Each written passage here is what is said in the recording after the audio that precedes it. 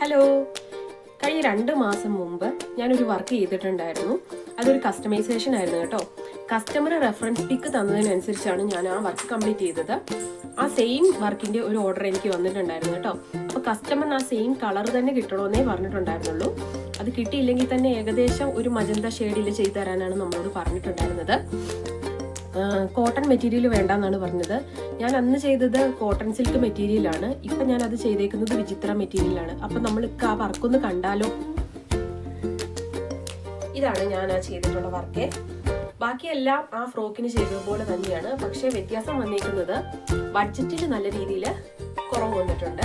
ഇതൊരു 1000 റേഞ്ചിനുള്ളിലാണ് ഈ work complete ചെയ്തിട്ടുണ്ടായിരുന്നത്. അത് ഫുൾ സ്റ്റിച്ചിങ്ങും മെറ്റീരിയൽ കോസ്റ്റും എല്ലാം ഇൻക്ലൂഡഡ് ആണ് കേട്ടോ.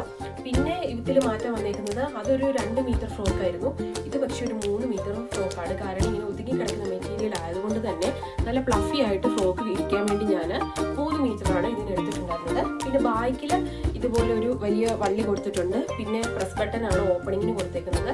സ്ലീവ് പറ്റിയതുപോലെ തന്നെയാണ്. സ്ലീവാണ് ഇതിന്റെ ഹൈലൈറ്റ് വരുന്നത്.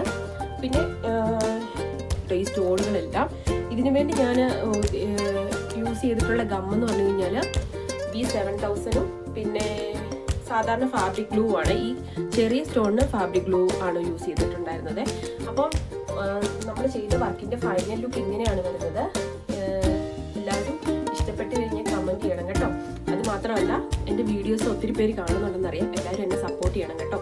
പിന്നെ എൻ്റെ വീഡിയോസിന് ലൈക്ക് ചെയ്യണം, ഷെയർ ചെയ്യണം, സബ്സ്ക്രൈബ് ചെയ്യണം, എന്നെ സപ്പോർട്ട് ചെയ്യണം. മറക്കണ്ട കേട്ടോ. ബൈ.